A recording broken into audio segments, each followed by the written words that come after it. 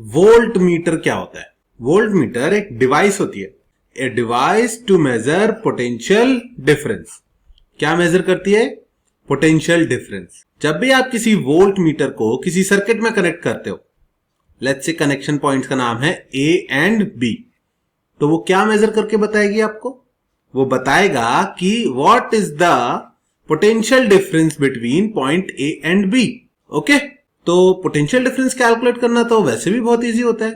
आप लोगों ने पढ़ा होगा, क्या पढ़ा था? ओम्स लॉ इस चैप्टर का पहला टॉपिक पढ़ा था। तो ओम्स लॉ में बताया था कि potential difference across a resistor is V equals to I R. तो तुम बोलोगे कि सर ए और बी के बीच का पोटेंशियल डिफरेंस तो हम V equals to I R से बड़ी आसानी से कैलकुलेट कर सकते थे, तो वो क्यों नहीं यूज कर रहे? तो बच्चों दिक्कत क्या है कि ये R जो है ये हो सकता है हमको ना पता हो। हम किसी इंडस्ट्री में यूज कर रहे हो, हम किसी सर्किट में यूज कर रहे हो जहां हमको इस रेजिस्टेंस की वैल्यू नहीं पता है। अगर ये R ही अननोन है तो फिर V की वैल्यू कैसे निकालेंगे? तो फिर हम एक दूसरा तरीका सोचेंगे। ठीक है, दूसरा तरीका दिखाता हूं आपको। सबसे पहले तो हमारा टारगेट क्या था? हमारा टारगेट था to calculate potential difference across this resistor. ठीक है, या बोल सकते हैं हमें ए और बी पॉइंट के बीच का पोटेंशियल डिफरेंस कैलकुलेट करना था। और हमारा सबसे ऑब्वियस सॉल्यूशन क्या था? सबसे ऑब्वियस सॉल्यूशन था कि VA माइनस VB की वैल्यू IR लिख लेते ओम्स लॉ को यूज करते हुए।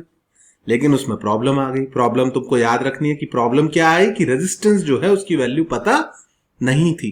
ठीक है, तो VA minus VB is equals to IR use नहीं कर सकते। तो किसी ने सजेशन दिया कि एक काम करते हैं सर, इसकी रेजिस्टेंस नहीं पता तो हम इसके पैरेलल में एक खुद का अपना रजिस्टर लगा लेते हैं। तो हमने क्या किया देखना, हमने इस रजिस्टर के पैरेलल में अपना खुद का रजिस्टर लगा लिया। ये जो है S, ये एक शंट रजिस्टर होता है, इसको हमने खुद से कनेक्ट कर लिया और इसके साथ साथ एक गैल्वेनोमीटर भी कनेक्ट कर दिया। इसकी भी जरूरत है, अभी समझाता हूं क्या जरूरत है। तो अब ये शंट इसकी रेजिस्टेंस पता है, ये गैल्वेनोमीटर इसकी रेजिस्टेंस पता है, और इस सर्किट में जो करंट आएगा, भाई आपने पैरेलल में कोई सर्किट लगा दिया, इस रजिस्टर के पैरेलल में दो रजिस्टर लगा दिए तो कुछ करंट छोटा सा I1 उसमें भी जाने लग जाएगा। तो लेट्स से I1 करंट ऊपर चला गया, तो अब हम बोल सकते हैं कि VA माइनस VB जो अभी तक सिर्फ I इंटू R के बराबर था, अब वही VA minus VB I1 into इस पूरे सर्किट के रेजिस्टेंस R1 के बराबर भी होगा। तो ये R1 वैल्यू निकाल लेंगे हम बाद में, कोई दिक्कत नहीं है। तो अब VA माइनस VB को हमने एक और क्या वैल्यू लिख दिया, I1 इंटू R1। ओके भाई, पैरेलल में है तो जो पोटेंशियल डिफरेंस इधर वही पोटेंशियल डिफरेंस इधर, पैरेलल में पोटेंशियल डिफरेंस सेम होता है। ये आपको बात पता होनी चाहिए अब तक। ओके, तो VA minus VB I1 into R1, इसको क्या लिख सकते हैं भाई? VA माइनस VB तो कैलकुलेट करना है, I1 जो है, I1 ये जो करंट है इसको कौन मेजर करने वाला है? ये गैल्वेनोमीटर। अब बच्चों गैल्वेनोमीटर की ना एक लिमिट होती है कि वो फुल डिफ्लेक्शन करंट IG से ज्यादा कैलकुलेट नहीं कर सकता, उसका एक फुल डिफ्लेक्शन करंट होता है। अगर ये आपको नहीं पता तो मेरी एमीटर वाली वीडियो देखो, इससे पहले आपको वो देखनी भी चाहिए थी।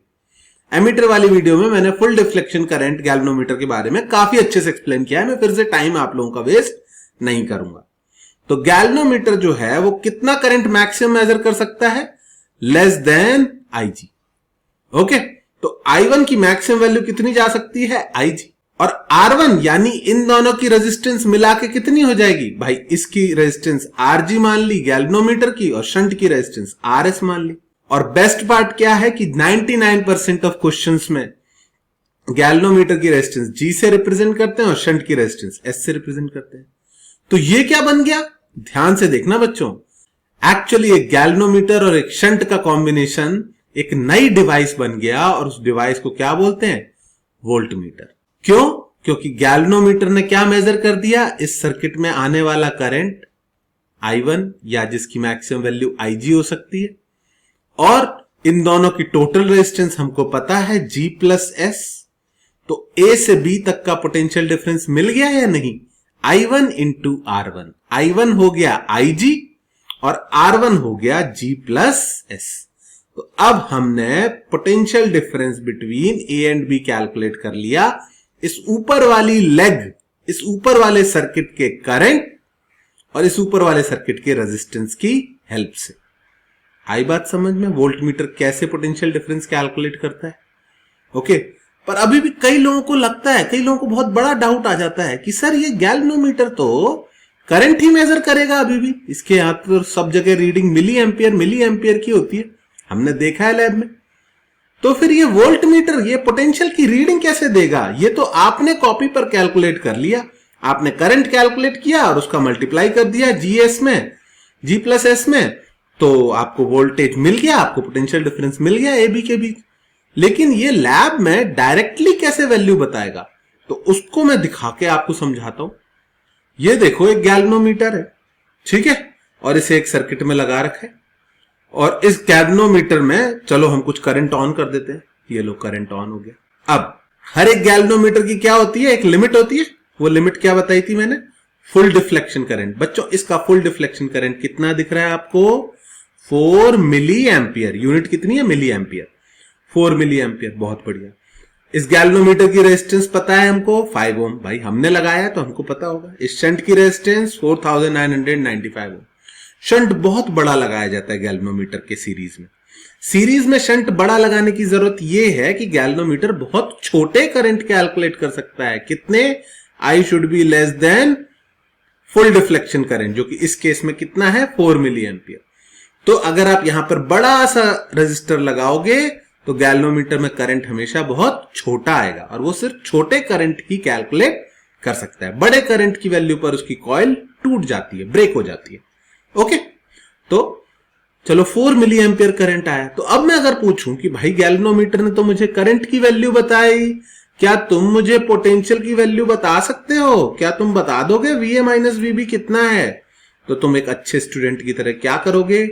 I into are. आर कितना है? G plus S. Values put करके देख लो। 4 इंटू 10 की power -3 by 4 milli ampere current आ रहा है, और G प्लस एस कितना हो जाएगा? This plus this will be 5000 ohm. Multiply किया, -3 ये कट गया, 20 वोल्ट आ गया आंसर। तुमने कहा अरे वाह सर, हमने करंट कैलकुलेट किया था और हमें पोटेंशियल की वैल्यू मिल गई। तो हम क्या कर सकते हैं? सीधी बात है, हमने यहां पर 4 मिली एम्पियर के सामने क्या लिख दिया? 20 वोल्ट। जब 4 मिली एम्पियर करंट है तो पोटेंशियल कितना है? 20 वोल्ट। फिर किसी केस में हमने करंट की वैल्यू चेंज करी, मान लो 3 मिली एम्पियर करंट आ रहा है, तो उस केस में पोटेंशियल डिफरेंस कितना रहा होगा बच्चों? आप खुद से सोच सकते हो, सर 4 की जगह 3 कर देंगे तो ऐसा तो कुछ खास चेंज किया नहीं हमने। अगर हमने 4 की जगह 3 मिली एम्पियर करंट से मल्टीप्लाई किया होता रेजिस्टेंस का, तो 15 वोल्ट आता पोटेंशियल डिफरेंस। यानी जब करंट 3 मिली एम्पियर है तो पोटेंशियल डिफरेंस 15 वोल्ट होगा। बच्चों ऐसे आगे बढ़ते जाएंगे, 2 मिली एम्पियर जब करंट होगा इस सर्किट में तो पोटेंशियल डिफरेंस 10 वोल्ट आ जाएगा, और आएगा 0 मिली एम्पियर अगर कोई करंट नहीं तो पोटेंशियल डिफरेंस भी नहीं होगा ए बी के बीच। तो अब मुझे सभी करंट्स के लिए पोटेंशियल की वैल्यू मार्क कर दी मैंने। समझ में आया? लेकिन ये अभी भी गैल्वेनोमीटर है, मैं तुम्हारा लॉजिक समझता हूं कि ये अभी भी गैल्वेनोमीटर है। क्यों? क्योंकि सर ये तो करंट मेजर कर रहा है।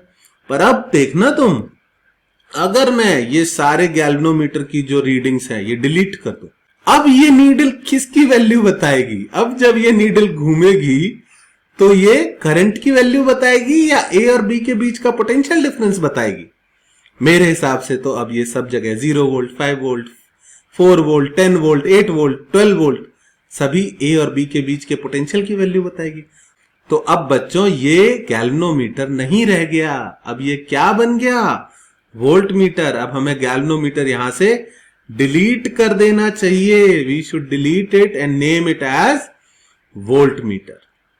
हमने एक गैल्वेनोमीटर के आगे एक शंट लगाया और फिर उसके एंड पॉइंट्स के अबाउट पोटेंशियल डिफरेंस कैलकुलेट करके उनको मार्किंग में लगा दिया, और हमने टेक्निकली एक गैल्वेनोमीटर को एक वोल्ट मीटर में कन्वर्ट कर दिया। तो जब लोग सोचते हैं ना कि वोल्ट मीटर गैल्वेनोमीटर और शंट से बनता है, रियलिटी यह है कि वोल्ट मीटर गैल्वेनोमीटर ही होता है। A modified galvanometer becomes a volt meter. हम उसकी रीडिंग बदल के, करंट की रीडिंग बदल के उसकी जगह किसकी रीडिंग लगा देते हैं? पोटेंशियल। और वो मैक्सिमम पोटेंशियल कितना नाप सकता है? जितना वो मैक्सिमम करंट नाप सकता था इनटू पूरे सिस्टम की रेजिस्टेंस। तो लास्ट में फॉर्मूला यही काम आता है और बहुत ही इजी सा फॉर्मूला है, V is equals to I R. समझ में आया? तो मुझे तो बहुत ही इजी कंसेप्ट लगता है। नेक्स्ट वीडियो में मैं इसका यूज करना सिखाऊंगा आपको कि किस तरह से हम सर्किट्स में वोल्टमीटर को लगाते हैं, वोल्टमीटर में क्या एरर्स आते हैं वो बताऊंगा, और कंस्ट्रक्शन के ऊपर एक दो क्वेश्चंस भी कराऊंगा। लास्ट वीडियो जरूर देख लेना जिसमें मैंने एमीटर बनाना सिखाया था, और पोटेंशियोमीटर की वीडियो भी जरूर चेकआउट कर लेना। ओके, चलो take care, best of luck आप जिस भी एग्जाम के लिए तैयारी कर रहे हो, और फिर मिलेंगे। ओके।